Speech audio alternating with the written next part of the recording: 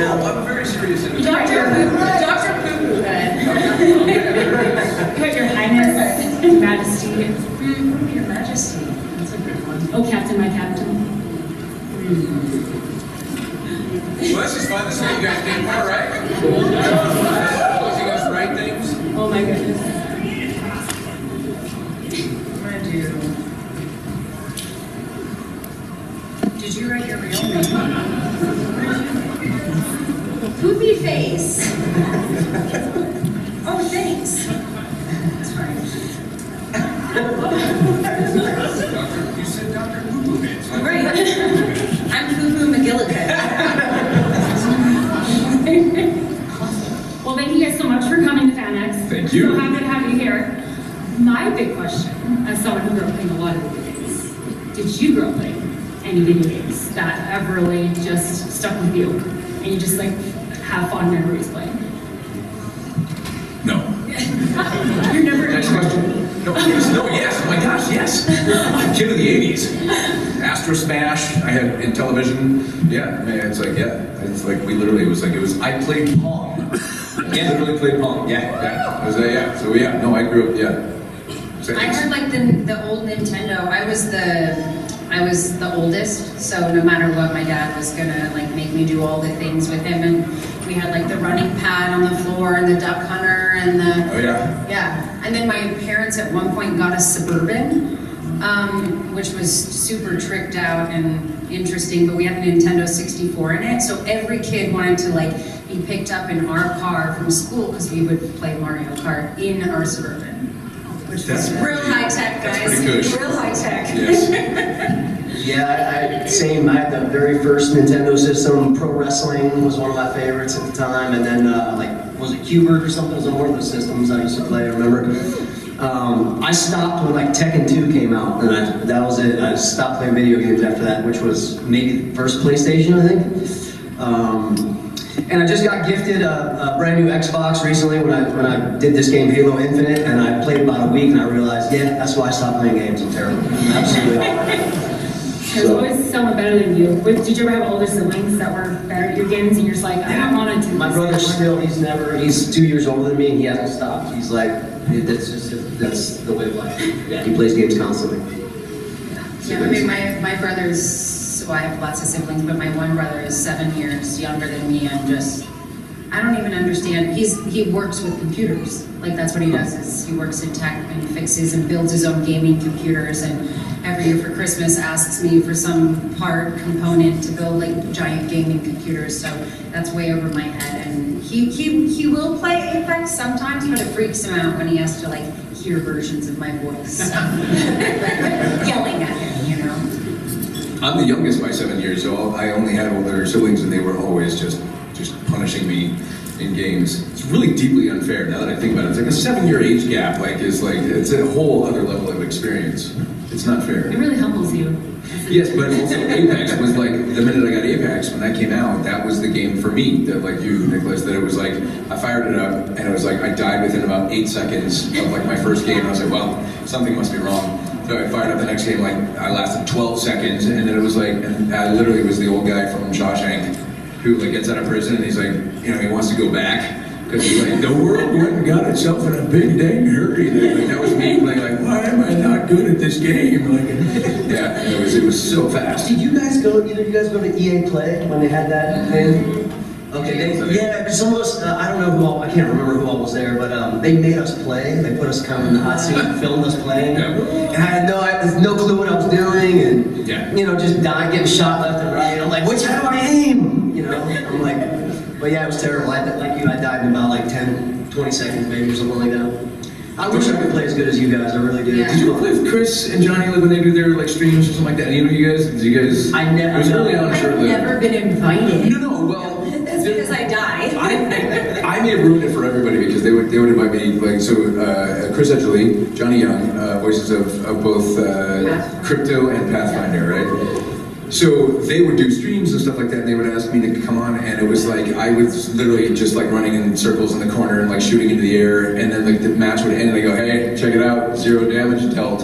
And I'm thinking, oh, it's because like, you know, nobody hit me. They're like, that's not what that means. And I was like, no, I'm pretty sure that's what that means. They're like, no, you literally did nothing in the game. I'm No, I lived with you guys till the very end, and nobody dealt me any damage. They're like, again, that's not what that means. It means you're ineffective at this game. But yeah, so that's why you guys didn't get invited. Awesome. I know you guys have a lot of questions. So we have a microphone right here if y'all want to come line up. Here's, what is the schedule for? How much time do we have? Because I'm curious. I just want to know. It goes till 15 to. No, 10 to the hour. Okay, go. 10 to. 10-4. Just Oh, take, wow, just going take hand the held. mic. Just going straight for it. Okay, wow. Thanks for being here.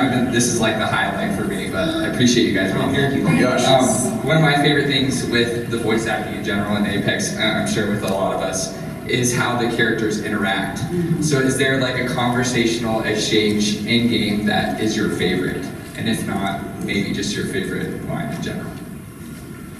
I mean, I was gonna say, a lot of every time I go in, they're like, well, it's you and Mirage. I'm like, Mirage is like my annoying brother, you know? And those are always fun, I think because they have such opposing personalities, you know, that from its existence from the very beginning, it was kind of set in stone that was gonna be the antagonistic kind of fun. You know, I always wish that I could be A, as hilarious as he is in real life, but B, as wonderful and great. But alas, I'm just the, you know, monotone, moody Wraith, so I'll be over here. Any like fun, any good exchanges, right? Like who do they pair you up with? Or Yeah, the one I did, right when you said, I was like, immediately, I did this piece with the Lifeline where we did this heist. I don't know if you guys saw it. Where he's like, you always need a wingsuit. That exchange with her on that whole robbery of my dad's business and everything, that was really cool. Like that was, there was a lot of cool stuff that was, I felt like that particular trailer, where he calls that Tales, Stories from the Outlands, I think they call it. Yeah. They did a really good job with that, and it was a whole new side to their relationship, Lifeline and Octane there, when he got her to do this robbery with him and stuff, and took her on this joyride, and you know, kind of Evel Knievel style, and showed their bond. So that was really cool. That was a fun one, and that was the only time in these almost 6 years now since we've been doing Apex that Mel and I were in a session together for that. So they tried us originally separately, like we typically do. We always record alone for this game. They tried it that way first, and somebody there at Respawn had the idea, like, it's not really, it's a little bit choppy. Let's get them into a session together and see how this works, the dialogue. And so Mel and I got on a Zoom. It was through Zoom. It wasn't actually in studio together, but we all got on Zoom and we performed it together, and it worked out pretty good. So that was fun. Thank you guys. thank Have you you. ever done a session with somebody? Oh God, early on, no. I think like, even pre-pandemic, it was still a lot of video games are recorded that way. They just because the way they assemble them and the way you can't really do like an ensemble record because we're always yelling and screaming and all that kind of stuff. And you can't blow the takes, you know, for somebody else's microphone picking up yours and vice versa. But no, I don't think I've ever done you and I like the trailer thing for the launch trailer of the game is where we first met, and it was like one of the last like ensemble things. We met and he was wearing a really tight leotard covered in Velcro balls because we were doing motion capture, but he brought his own leotard, so. I mean, I'm wearing one right now. I just, you know, it's like, just for me to know. But thanks for, you know, like, yeah. No, actually, there's my exchange. I enjoy the Wraith, you know, like tension that they always sort of play around with. But my favorite exchanges are with Pathfinder because that character just like makes me crack up. Like my favorite line in the entire series has been when Chris delivers. It was Pathfinder's Quest. I think it was when it was like that little short film that they had. And there's a scene there like a bar where he's like working as like a helper robot, and this security guard like enters the room because there's this gunfight going on, and only Chris could do this. Pathfinder like sees this security guard come in, and the line from Pathfinder is, "Oh, good security," and then the guy kills somebody sitting right next to Pathfinder, and he just immediately goes, "Oh no, security!" I was like, "That's my favorite exchange." That's amazing. All right, my question is, who in your opinion would be the funniest legend? / who would be the best friend for you? Wraith. She is just hilarious. Nothing but stand-up comedy over and over and over again. Yeah, it has to be between Roger and Chris Yes. Heckley. I mean, they're obviously the funny guys, you know. Even in our text exchange, like even in our group thread, It's like basically a few of us will get like a word in, but mainly it's just them outdoing each other in funny texts. So Roger doesn't know how to respond like just bland. It's always going to be something, some play off of a, something. It's going to be a joke every single time. And which is a talent that you just can't. You're born with it somehow. So when do you have time to write? Like every time it's never like a, hey guys, sorry I'm out of town, I can't make it. Like it's like a paragraph. And it'll be like, the whole thing is a joke, of course, but you're just like, how do you have time for this? You roped me into that dossier of information just to tell the punchline at the end. The highly annoying individual. Actually, one of the more enjoyable things that we do is we just rip on Johnny for whatever reason. Yeah. He just literally became like the little brother that everybody was just going to make fun of for whatever reason. So even in the text, it can literally be like, hey guys, Thursday we're all going to have a blah, blah, blah, blah, and then all of a sudden somebody will just go like, yeah, take that, Johnny, or just, it's like, just out of nowhere, the poor guy just became like the honorary little brother to this hugely dysfunctional family that we all are.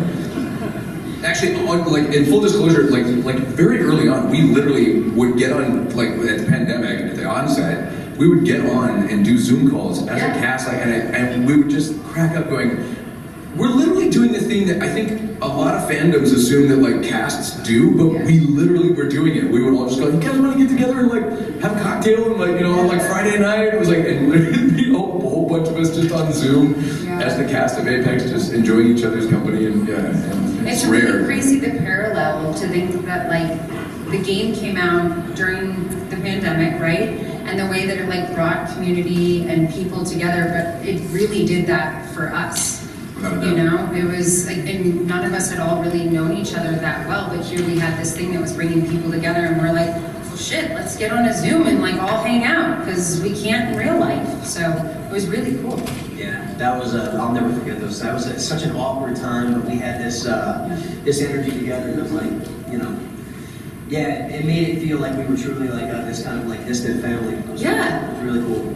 Yeah. Kudos to Respawn, seriously. Like they just, like from the get-go, they welcomed us as like, we want you to be a part of this community, and by doing so, I think they just like they sort of warmed like for us, and then the fact that they welcome us to the community every single time there's a new legend, that kind of thing, new voice actor, they really have like helped like spur that, and it just has happened sort of organically within the cast. All right, thank you. We answered a lot of your not questions. I know, what was the question again? What is your favorite color? Hi, yeah, my question is, what kind of character do you prefer to play? Like in voice acting in general, kind of thing? Yeah, on one hand you have Ezio, and the other hand you have Sonic. It's like the different, completely opposite. What do you like? What do you enjoy doing? I mean, God, you do everything, so. No, but like, okay, but he's asking you, would you like Mirage or Sonic? Is that kind of the question for him? I mean, that's kind of two different kind of ends of the spectrum. So I was wondering, what kind of character do you prefer to play? Or do you have really a lot of fun playing? Like, I'm a serious character, I'm a goofy character. I don't ever get to be goofy. That would be great. Can somebody give me a goofy job? I mean, I audition for weird roles, where I'm playing like bubbles, you know what I mean? And like all but like definitely never get them. I always get really moody or angry or evil people. But it's funny because like I'm Anissa on Invincible, and it's so different to do like the video game voiceover versus going into doing a series where I'm really overacting and using my voice to portray what's happening in the animation, and it is very different, and I love doing it because in real life I probably would never on TV or film ever do it that big, but because it's just my voice I get to. So I don't know, I kind of enjoy both. Like there's something I really love about going into the Apex sessions and being like, okay, so what do we got for this next season? Who's the character? Okay, who am I, what's my relationship with this person? Where's this going? And, it's been this, I don't remember what this last season was that we just did. I mean, we're 42? Yeah, we're a few seasons ahead of what you guys are playing, but it's really cool to know where it's going and that we're not going anywhere anytime soon. Thank you. Yeah, well, Have you ever you guys seen, answer. I don't know, I mean, like acting, like, it's just, I don't know, I mean, it's just fun to work. I mean, I think everybody up here would just say like, hey, whatever you want to hire me for, if you like a serious take on something that I'm doing, great. If you want me to be goofy, like, great. It's just, I mean, like, a lot of what we do is just, I want to work, and I want you to like what I do, and I want to win the audition and all that kind of stuff. So it's really, there's no preference, I guess. I don't know, because they're all a blast. Like, it's weird. Even something heavily dramatic is still fun, you know, in the end. Yeah. I just prefer to play the character that lives, you know? If I had to choose, it would be the guy that lives. Yeah. Yeah. Not the security guy? Yeah. Oh, no security. Yeah, because I've been in and out of shows really quick many times, and but the truth is, for me, like I pretty much started voice acting in 2008. Before that, it was theater and TV and film. Since 2008, up until 2 years ago, I never got cast as a villain, and so when I first got cast as a villain, this is like the best answer I guess I could give you the question. It was rude, but I got this kind of burst of like new energy, you know, like, oh, this is good. I can't believe I'm being cast as a villain. This is going to be really interesting. Can I do it? So there was that fear, a little bit of fear there, a little bit of, you know, the good energy, and then I was cast in a second villain after that. So first villain I got was in Tokyo Revengers, and then secondly Toji Fushiguro in Jujutsu Kaisen. So Say that again 3 more times really fast. Jujutsu Kaisen. He lives up to the character. So yeah, but good question, man. I could really think about that one. Yeah. Thank you. You pass the mic. So I don't know, you guys if you don't play a lot of Apex, but if you had to like play as a character besides with your own voice, who would you play as?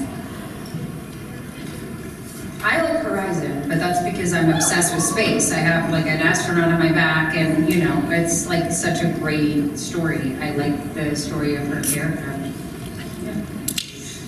It's a tough one. I can't imagine anybody else being Pathfinder, but it would be cool. I play a supercomputer in Spidey and His Amazing Friends on Disney Junior, where it's like, what's up, Spidey alert, there's a bank being robbed downtown, you know, whatever. So, I can't imagine taking his place, but I wouldn't shy away from it if Chris He's Hemsworth wasn't taken there. out. Steve wasn't there.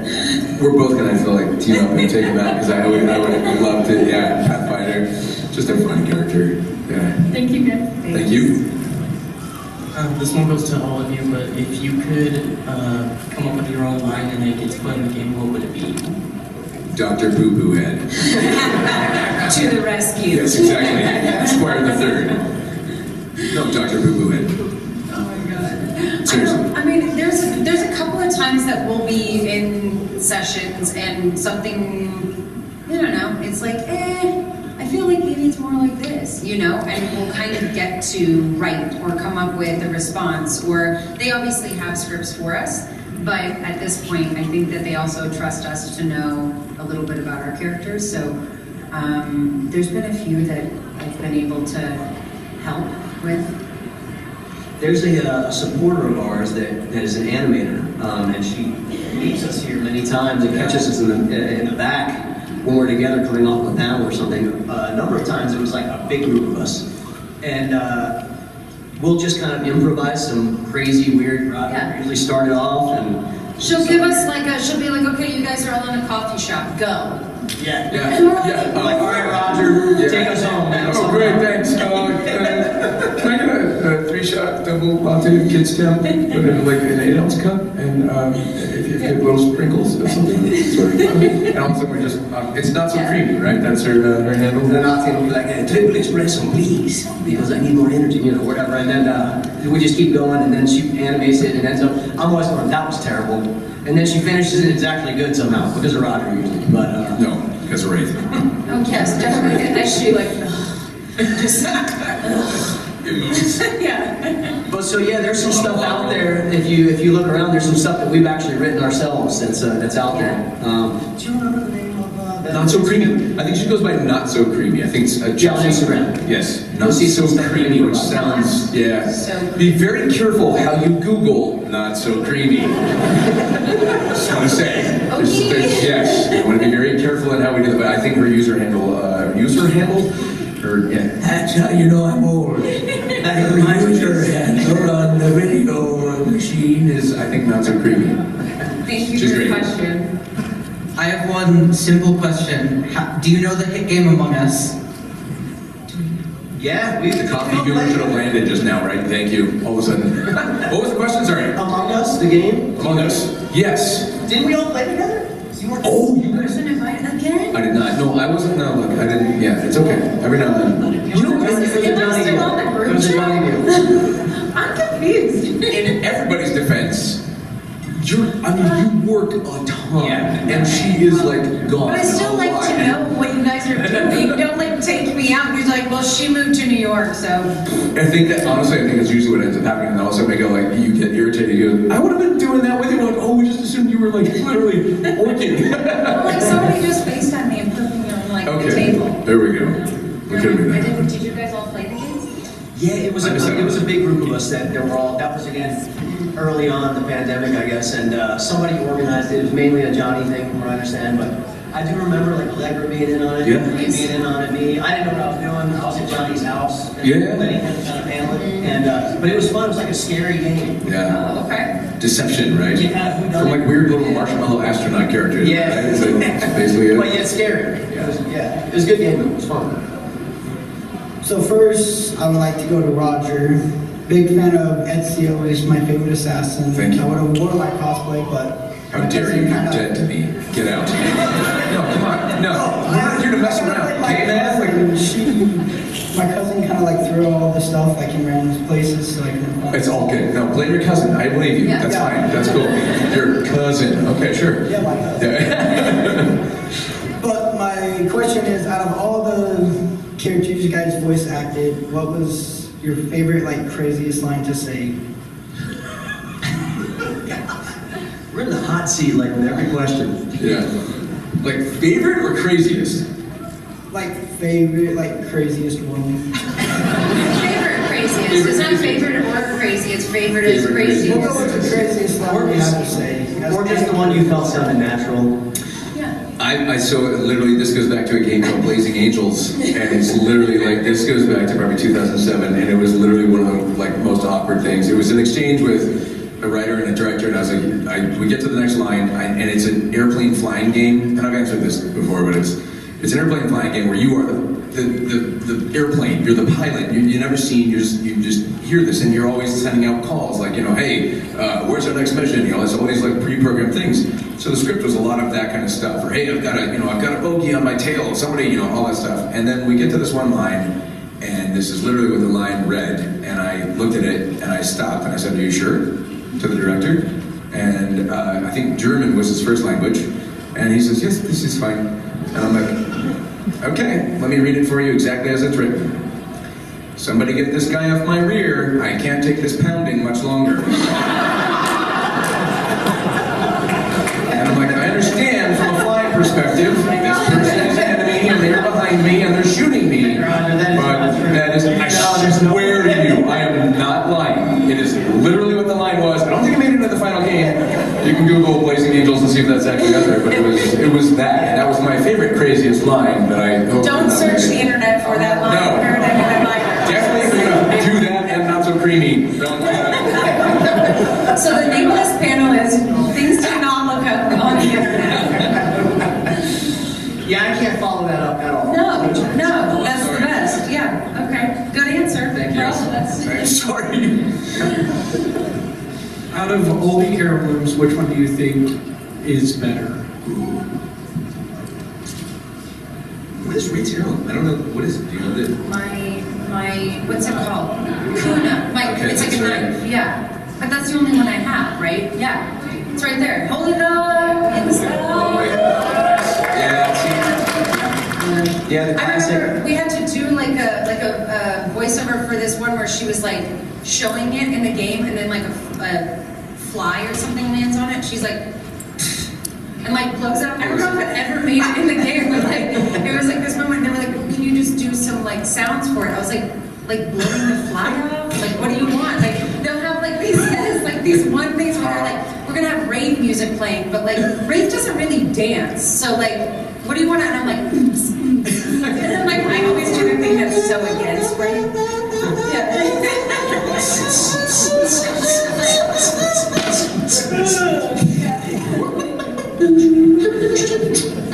back to the heirlooms. Hold Yeah, what was the on. question? Whose is the best heirloom? You said your cousin lost your cosplay? Yeah. I'm actually, like, mine's underwhelming. It's just the statue of him looking like Burger King guy. Old Burger King guy. I'm not going like the with mine. deputies, like we're just gonna pass out Mirage. Here we go. There you go. Yeah, Octane switchblade for me. Yeah, he's got the switchblades. Is that what it's called? What is it called? Butterfly blade. Yeah, that's cool. Anybody here know the Octane heirloom quote? His line? Do you know it? Is it run fast, eat fast, win fast? Yeah, right on. Okay. Yeah. I don't think we answered it, but we I don't know, talked yes, about our actually. heirlooms. So once you guys are in the recording booth, do you find that you're more ad-libbing lines or you're reading out the script? How much of the characters is sort of you guys coming through? They let me improvise quite a bit, actually. Most every bit of Spanish is something that I did in the session that I improvised. Typically, they'll have, like the last session I did. When they sent me the script ahead of time, I went through and I thought of some lines that I might be able to, pitch to them in Spanish.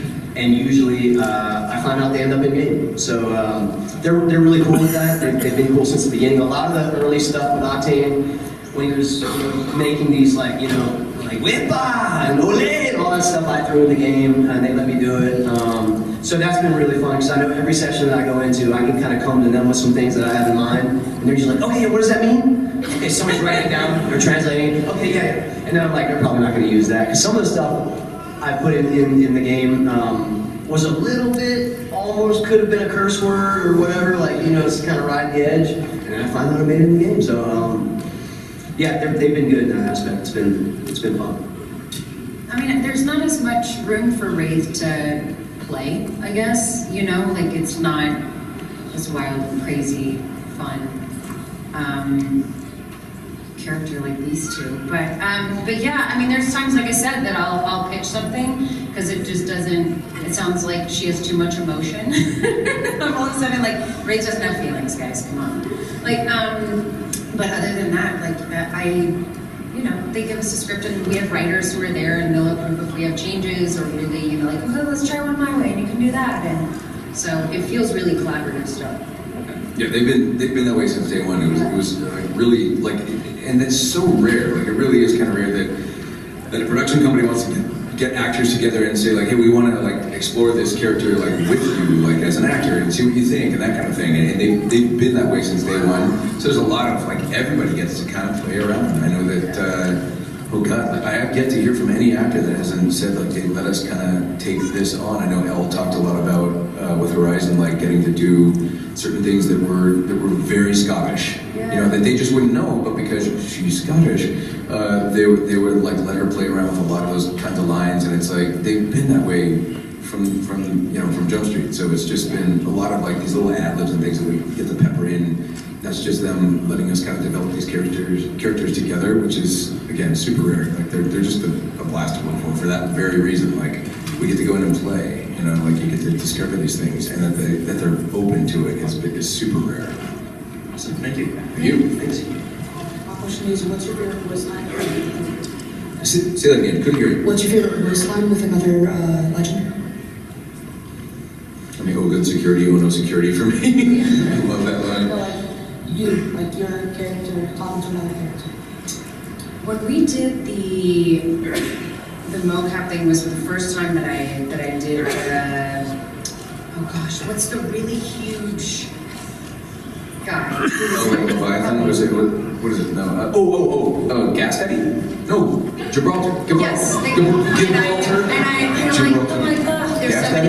But it was the first time that I ever got to the guy who was doing mocap was ginormous, and they had me grab his neck, and I got to do the physicality of the line, so I feel it always stuck with me, and I had to pretend to stab him, and I got to be till death I said hello, and it was that was okay, this is who Wraith is, got it, noted. And so it was such an iconic moment for me in understanding who the character was and using my own physicality that anytime I go into my session I'm that's who Wraith is, that is my line that I love the most as well, but also with another character.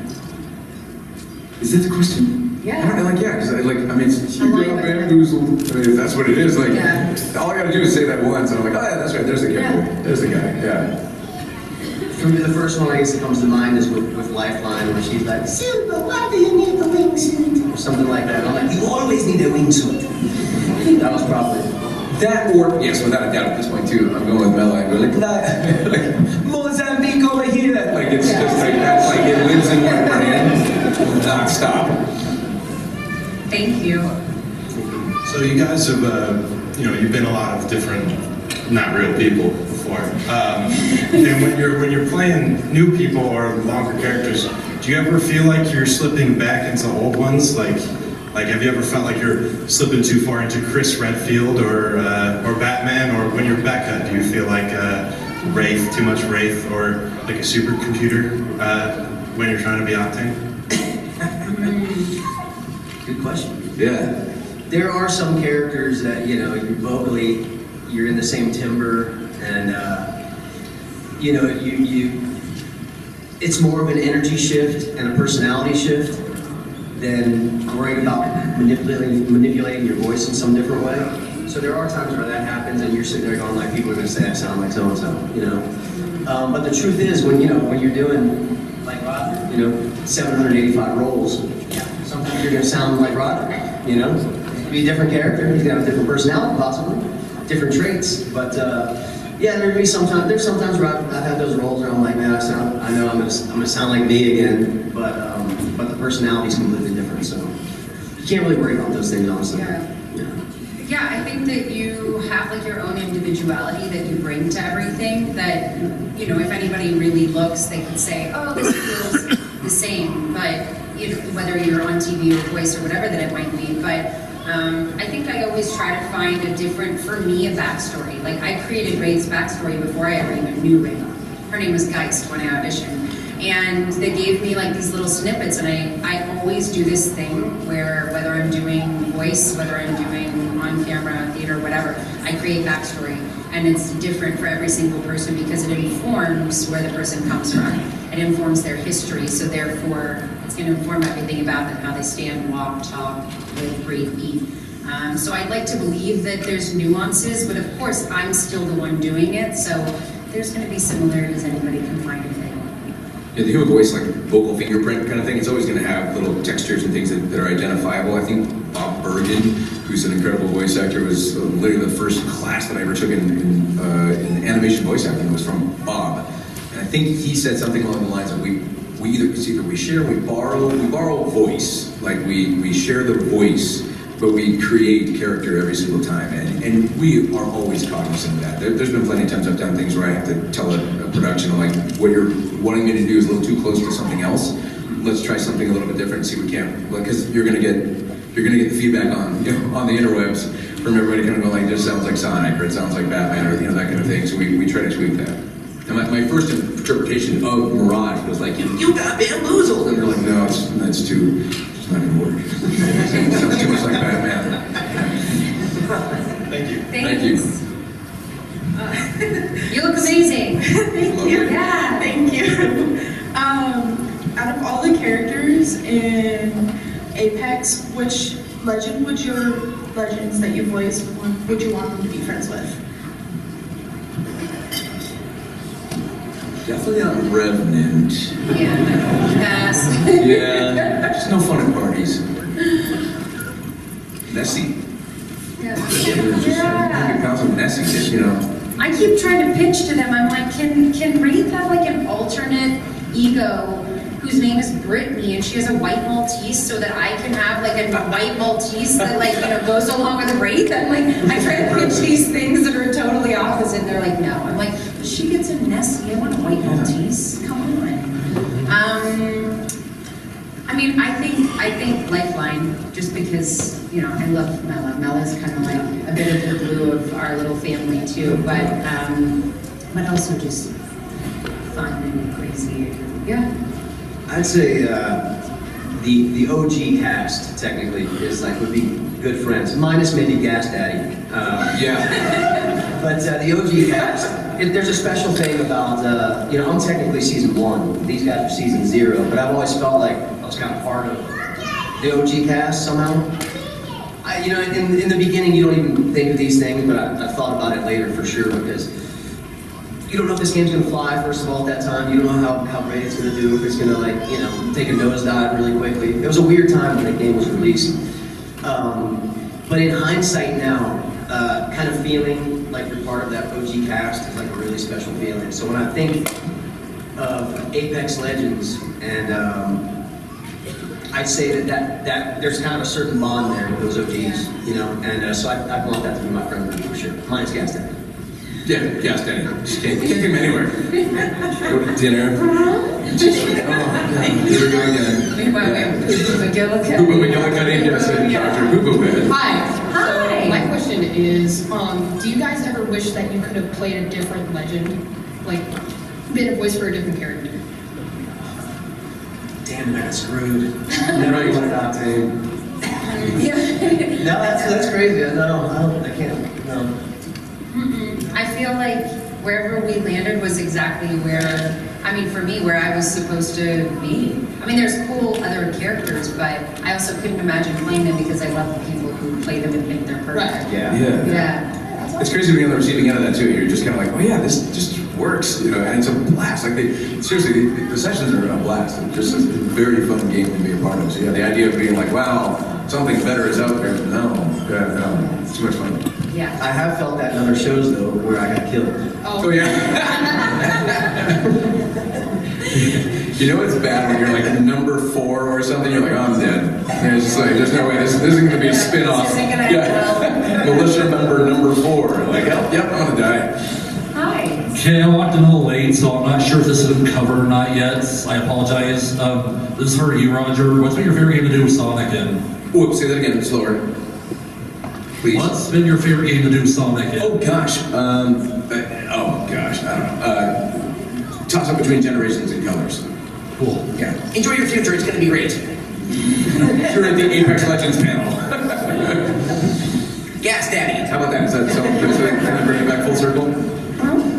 Okay, I know everybody's here for Apex, so hopefully I'll be indulged in this question, but I'm a hardcore One Tree Hill fan. And so Roger is too, it's so weird. Okay. I'm a huge fan. Hey everybody, I'm here live, and I'm so my question for you is, I want to hear a little bit about your experience coming onto the show 7 seasons in, and kind of taking the place of some very beloved characters and how that was for you.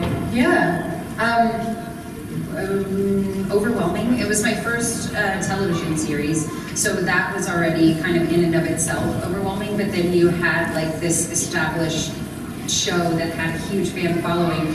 But it's funny because when we joined, I was under the, I had been told, like, oh, 2 of their leads left. It's only going to last another season. The show will never go beyond it. You know, like the show will die out now because 2 of like the beloved characters left. There's only like 3 from the original cast left, and it was like, just go in, you'll do this 1 season, and you'll be done. And I was like, okay, cool.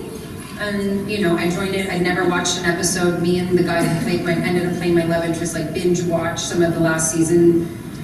Very quickly realizing there was a lot of crime that was going to be in my future, and I was off to the races. And you know, I tried to not pay attention. I did the really dumb thing at 23 and read online comments, which destroyed me because I wasn't, you know, they didn't want me there. They wanted the person who used to be there, and I was this, and I looked like that, and it was such I'm grateful it wasn't as intense of social media now, but it was still intense, and so it really messed with my head for a while. And obviously the show went on for 3 more seasons, and I got to do it, and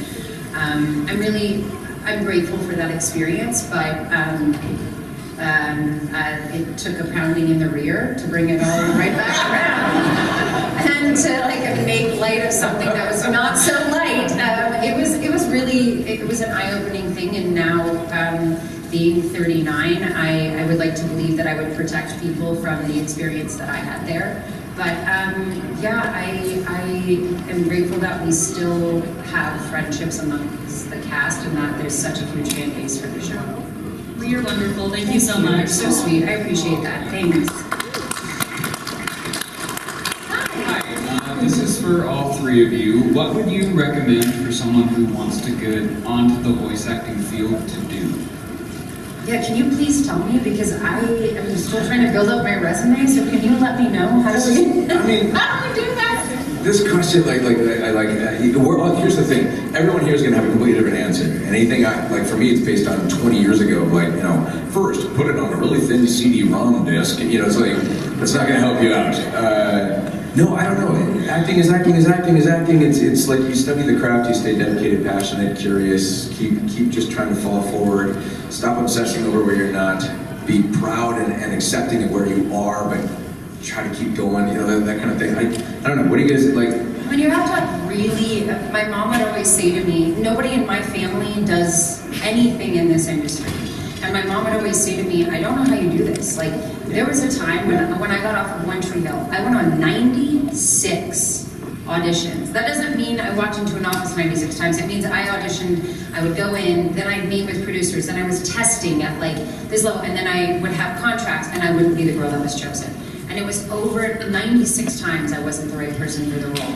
And let me tell you, I wanted to quit every single time. Voice acting is really interesting. I audition all the time. I've done 4 things ever, and I think about how many of the ratio that I'm auditioning to what I get. You just have to know that what's meant for you will come, and if it's your role, it's gonna be your role. And it's why I'm able, when I audition for things and I think of one of my friends, I will send it to her. And I'll be like, you have to audition for this.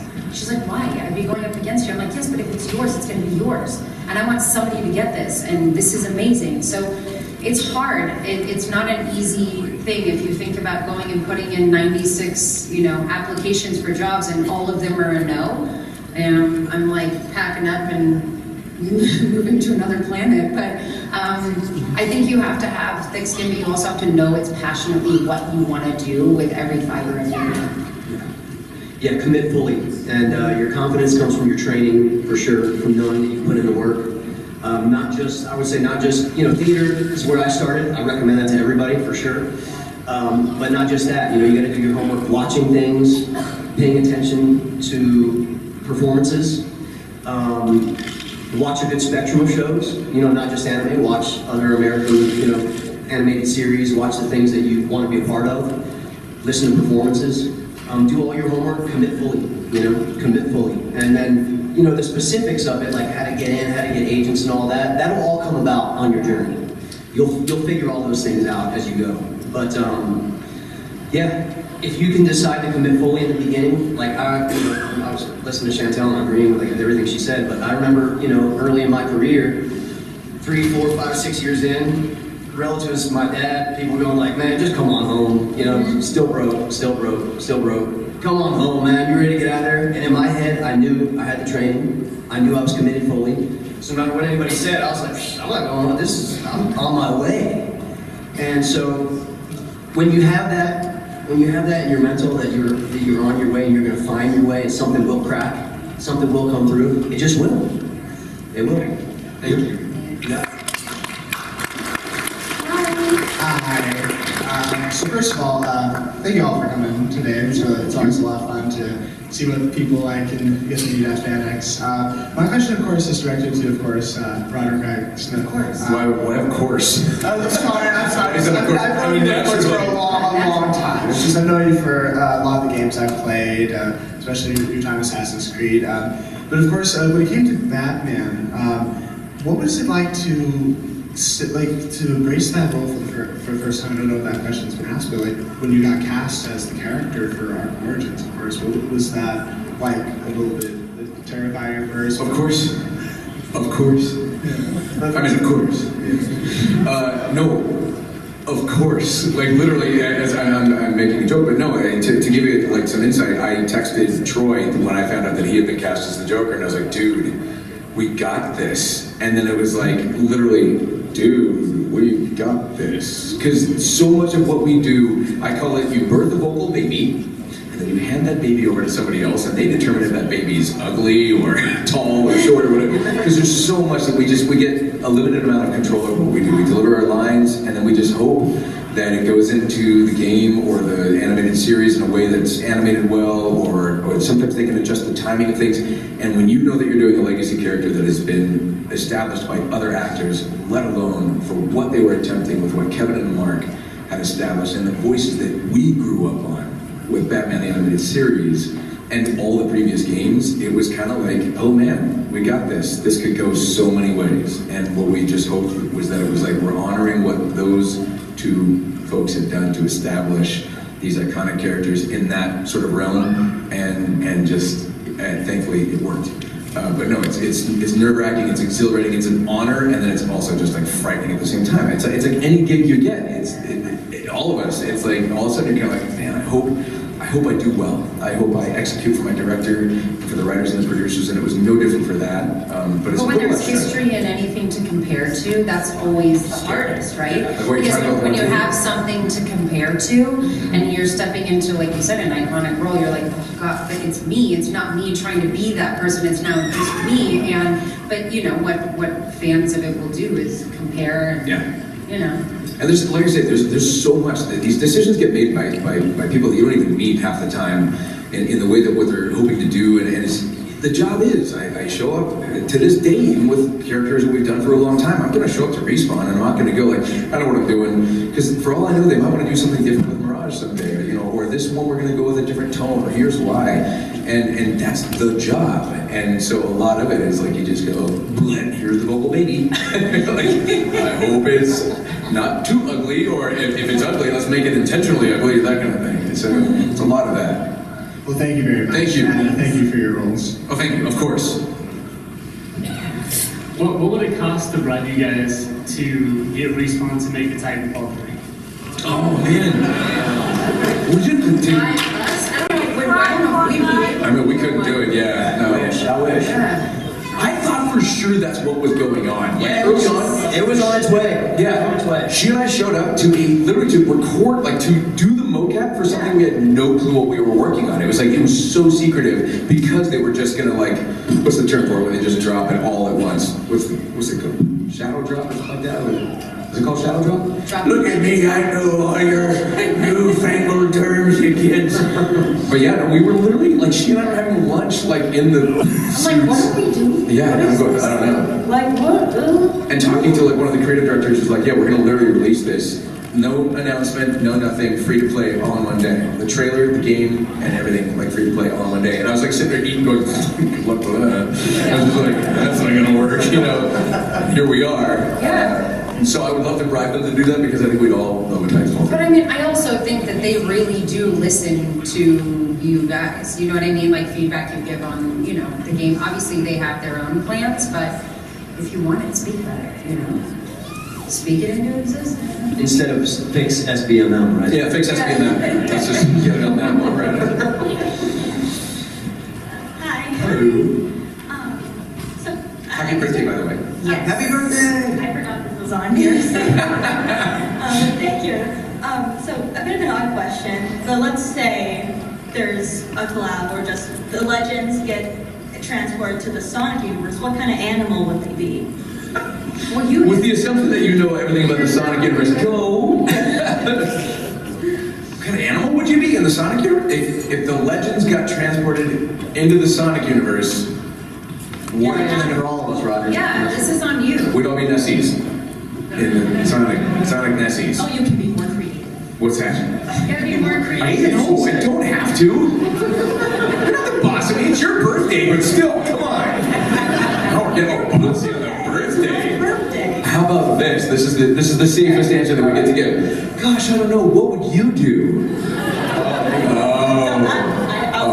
I was prepared. What was it? What would you do? Okay, so dog, cat, bird. I want